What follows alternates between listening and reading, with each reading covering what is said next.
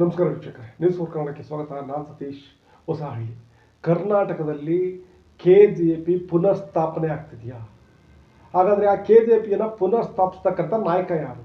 2013ರಲ್ಲಿ ಯಡಿಯೂರಪ್ಪ ಅವರು KJPಯನ್ನು ಕಟ್ಟಿದ ಮಾದರಿಯಲ್ಲೇ ಪುನಃ ಈಗ KJPಯನ್ನು ಕಟ್ತಾರ. ಸೊ ಆ KJPಯನ್ನು ಕಟ್ಟೋದ್ರಿಂದ ಯಾರಿಗೆ ಪ್ರಯೋಜನ, ಯಾರಿಗೆ ನಷ್ಟ, ಎಲ್ಲ ವಿಚಾರವನ್ನು ನಾನು ನಿಮ್ಮ ಮುಂದಿರ್ತಾ ಹೋಗ್ತೀನಿ ವೀಕ್ಷಕರೇ. ಅದಕ್ಕೂ ಮೊದಲು ನೀವು ನಮ್ಮ ಚಾನಲ್ನ ಸಬ್ಸ್ಕ್ರೈಬ್ ಮಾಡಿಲ್ಲ ಈಗಲೇ ಮಾಡಿ, ಪಕ್ಕದ ಬೆಲ್ ಬಟನ್ ಕ್ಲಿಕ್ ಮಾಡಿದ್ರೆ ಎಲ್ಲ ಅಪ್ಡೇಟ್ಸ್ ನಿಮ್ಮನ್ನು ತಲುಪುತ್ತೆ. ಎಸ್ ವೀಕ್ಷಕರೇ, ನೋಡಿ, ಇತ್ತೀಚಿನ ಬೆಳವಣಿಗೆಯನ್ನು ನಾವು ನೋಡ್ತಾ ಹೋಗೋದಾದ್ರೆ, ಒಂದು ಕಡೆ BJP ಹೈಕಮಾಂಡ್ JDS ಜೊತೆ ಹೊಂದಾಣಿಕೆಯನ್ನು ಮಾಡ್ಕೊಂಡು ಕುಮಾರಸ್ವಾಮಿ ಮತ್ತು ದೇವೇಗೌಡರ ಮಾರ್ಗದರ್ಶನದಲ್ಲಿ ಹೋರಾಟಗಳನ್ನು ಮಾಡಿ, ದೇವೇಗೌಡರು ಮತ್ತು ಕುಮಾರಣ್ಣನ ಮಾರ್ಗದರ್ಶನದಲ್ಲಿ ಹೋರಾಟಗಳನ್ನು ಮಾಡಿ ಅಂತ ಹೇಳ್ತಾ ಇದೆ. ಆದರೆ ಕರ್ನಾಟಕ BJP ಏನು ಮಾಡ್ತಾ ಇದೆ, ಅದಕ್ಕೆ ವಿರುದ್ಧವಾಗಿ ನಡ್ಕೊತಾ ಇದೆ. ಸಾಮಾನ್ಯವಾಗಿ ಯಾರೋ ಒಬ್ಬ ಶಾಸಕನೋ ಅಥವಾ ಯಾರೋ ಲೀಡರು, ಪ್ರೀತಮ್ ಗೌಡ ಅಂತ ಲೀಡರು ಈ ರೀತಿಯಲ್ಲಿ ವರ್ತಿಸಿದ್ರೆ ಅದು ಅಂಥ ಸಮಸ್ಯೆ ಅಲ್ಲ.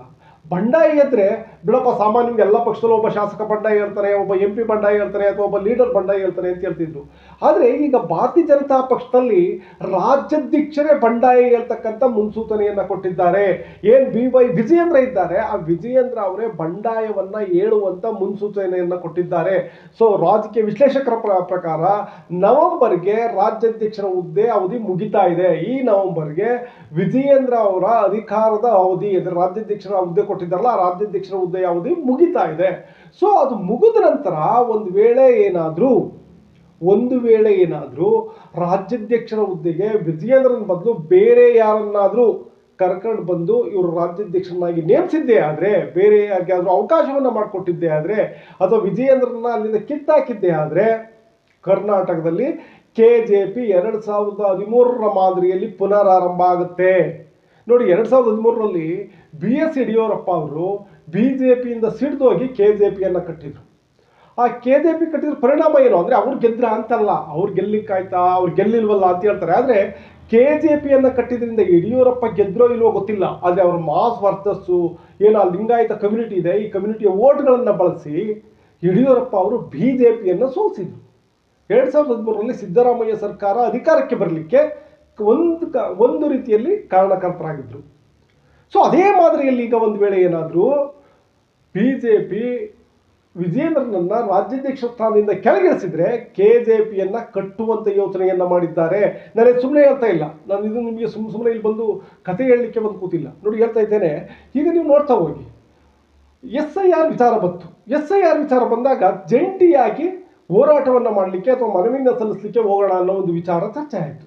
ಹಾಗೆ ಏನಾಯಿತು, ಯಾವತ್ತೂ ಇವರು ಮನವಿಯನ್ನು ಕೊಡಬೇಕಿತ್ತು, ಕುಮಾರಸ್ವಾಮಿ ಮತ್ತು ವಿಜಯೇಂದ್ರ ಎಲ್ಲ ಒಟ್ಟಿಗೆ ಕೊಡಬೇಕಿತ್ತು, ಅಲ್ಲಿ ವಿಜಯೇಂದ್ರ ಹೋಗಲಿಲ್ಲ, ಪ್ರಹ್ಲಾದ್ ಜೋಶಿ ಅವರು ಹೋದ್ರು. ರಾಜ್ಯಾಧ್ಯಕ್ಷನಾಗಿರ್ತಕ್ಕಂಥ ವಿಜಯೇಂದ್ರ ಅಲ್ಲಿಗೆ ಹೋಗಿ SIR ವಿರುದ್ಧ ಮನವಿಯನ್ನು ಕೊಡಲಿಲ್ಲ. ನಂತರ ಬೆಂಗಳೂರು ಅಭಿವೃದ್ಧಿಯನ್ನು ಕುರಿತು ಹೋರಾಟ ಆರಂಭ ಆಗುತ್ತೆ. ಆ ಹೋರಾಟವನ್ನು ಮಾಡಲಿಕ್ಕೆ ಡೇಟ್ ಫಿಕ್ಸ್ ಮಾಡಬೇಕು. ಆ ಡೇಟ್ ಫಿಕ್ಸ್ ಮಾಡಬೇಕಾದ್ರೆ, ಪಾದಯಾತ್ರೆಯನ್ನು ಮಾಡ್ತೀನಿ ಅಂತ ಅನೌನ್ಸ್ ಮಾಡಬೇಕಾದ್ರೆ, ಜಂಟಿಯಾಗಿ ಇಬ್ರು ಕುಮಾರಸ್ವಾಮಿ JDS ಮತ್ತು BJP ಅಥವಾ ಕುಮಾರಸ್ವಾಮಿ ಅಥವಾ ವಿಜಯೇಂದ್ರ ಒಟ್ಟಿಗೆ ಕೂತು ಅದನ್ನ ಸ್ಟೇಟ್ಮೆಂಟ್ ಕೊಡಬೇಕಿತ್ತು. ಆದರೆ ವಿಜಯೇಂದ್ರ JDSನ ಗಣನೆಗೆ ತೆಗೆದುಕೊಳ್ಳಿಲ್ಲ. ಬದಲಾಗಿ ತನ್ನ ತಂದೆಯಾದಂಥ ಯಡಿಯೂರಪ್ಪ ಅವ್ರನ್ನ ಪಕ್ಕದಲ್ಲಿ ಕೂರಿಸ್ಕೊಂಡು ಪಾದಯಾತ್ರೆ ಮಾಡ್ತೇವೆ ಅಂತೇಳಿ ಅನೌನ್ಸ್ ಮಾಡಿದ್ರು, ಡೇಟ್ನ ಡಿಕ್ಲೇರ್ ಮಾಡಿದ್ರು. ಅನಂತರ JDS ಮತ್ತೊಂದು, ಅಂದರೆ JDS ಯಾವಾಗ JDSನ ಪರಿಗಣಿಸ್ತಿಲ್ವೋ, ಸೊ JDS ಒಂದು ಡೇಟನ್ನು ಅನೌನ್ಸ್ ಮಾಡ್ತು. ಕೊನೆಗೆ ಇದೆಲ್ಲ ಯಾಕಪ್ಪ, ಎಲ್ಲರೂ ಒಟ್ಟಿಗೆ ಮಾಡಿಬಿಡೋಣ, ಯಾಕೋ ಇದಾಗ್ತಾ ಇದೆ ಅಂತೇಳಿ ಅಶೋಕ್ ಅವರು ಇವರೆಲ್ಲ ಸೇರಿ ಇದನ್ನ ತೀರ್ಮಾನ ಮಾಡಿದ್ರು. ನೋಡಿ, ಹೈಕಮಾಂಡ್ ಯಾವಾಗ ಸೂಚನೆಯನ್ನ ಕೊಡ್ತೋ, ಕುಮಾರಸ್ವಾಮಿ ಮತ್ತೆ ದೇವೇಗೌಡರ ಸಾರಥ್ಯದಲ್ಲಿ ನೀವು ಹೋಗಿ ಅಂತ, ಆಗಲೇ ವಿಜಯೇಂದ್ರ ಹೈಕಮಾಂಡ್ಗೆ ಸೆಟ್ ಮಾಡಿದ್ರು. ನೀವೇನು ಮಾಡ್ಕಿದ್ರೆ ಮಾಡ್ಕೊಳ್ಳಿ, ನೀವು ಹೇಳ್ದಂಗೆ ನಾನು ಕೇಳಲಿಕ್ಕಾಗಲ್ಲ. ಕರ್ನಾಟಕ ಅಂದರೆ ಯಡಿಯೂರಪ್ಪ ಅಂದರೆ ಕರ್ನಾಟಕ BJP ವಿಚಾರದಲ್ಲಿ ನಾನು ಮತ್ತೆ ನಮ್ಮಪ್ಪ ಇಲ್ಲದೆ ನೀವೇನೂ ಮಾಡ್ಲಿಕ್ಕೆ ಸಾಧ್ಯ ಇಲ್ಲ. ನಾವೇನು ಹೇಳ್ತೀವಿ ಅದನ್ನು ನೀವು ಕೇಳಬೇಕು, ನೀವು ಹೇಳಿದ್ರೆ ನಾನು ಕೇಳಲ್ಲ ಅನ್ನೋ ತೀರ್ಮಾನಕ್ಕೆ ಬಂದರು.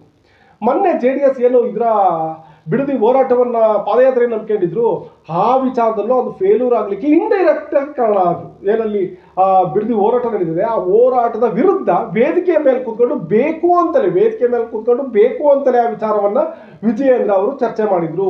ಯಾಕೆ ಅಂತ ಎಲ್ಲ ಯಾವ ಕಾರಣಕ್ಕೆ ಮಾಡಿಸಿದ್ದಾರೆ ಇವರು ಅಂತಂದ್ರೆ, ಒಂದು ವೇಳೆ ಏನಾದರೂ ಯಾರೇ ಹೋರಾಟ ಮಾಡಲಿ, ವಿಜಯೇಂದ್ರ ಹೋರಾಟ ಮಾಡಲಿ, ಅಶೋಕ್ ಹೋರಾಟ ಮಾಡಲಿ, ಇನ್ನೊಬ್ಬ ಹೋರಾಟ ಮಾಡಲಿ, ಏನಾದರೂ ಇಲ್ಲಿ BJP JDS ಅಧಿಕಾರಕ್ಕೆ ಬಂದಿದ್ದೇ ಆದರೆ 2028ಕ್ಕೆ ಯಾವುದೇ ಕಾರಣಕ್ಕೂ ಕೂಡ ಇಲ್ಲಿ ವಿಜಯೇಂದ್ರನಿಗೆ ಮುಖ್ಯಮಂತ್ರಿ ಆಗಲಿಕ್ಕೆ ಅವಕಾಶ ಇಲ್ಲ.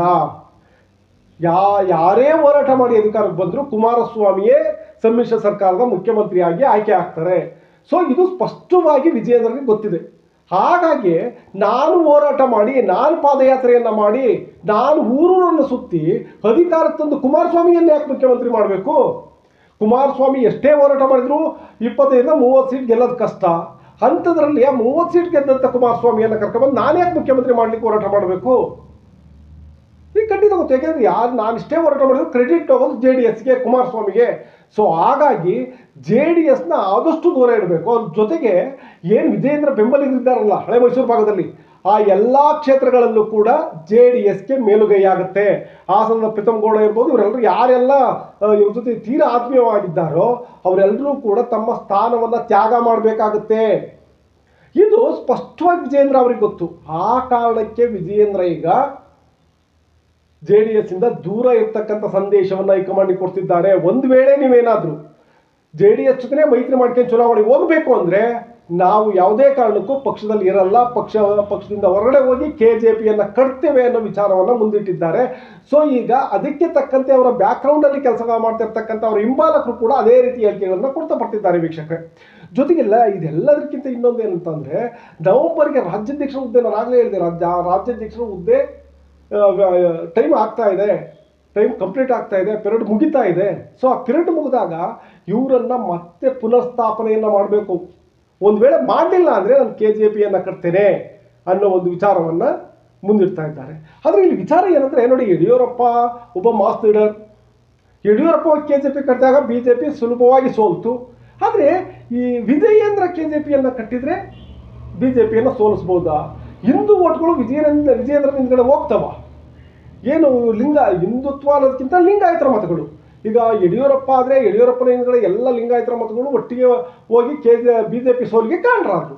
ಆದರೆ ಅದೇ ವಿಜಯೇಂದ್ರ ಬಂಡಾಯವನ್ನು ಎದ್ರೆ ಅದೇ ಮಾದರಿಯಲ್ಲಿ ಲಿಂಗಾಯತರ ಮತಗಳು BJPಯಿಂದ ಹೊರಡೆ ಬರ್ತವ? ಇದು ಸಾಧ್ಯ ಆಗುತ್ತಾ? ನಿಮ್ಮ ಅನಿಸಿಕೆ ಅಭಿಪ್ರಾಯಗಳನ್ನು ಕಮೆಂಟಲ್ಲಿ ತಿಳಿಸಿ.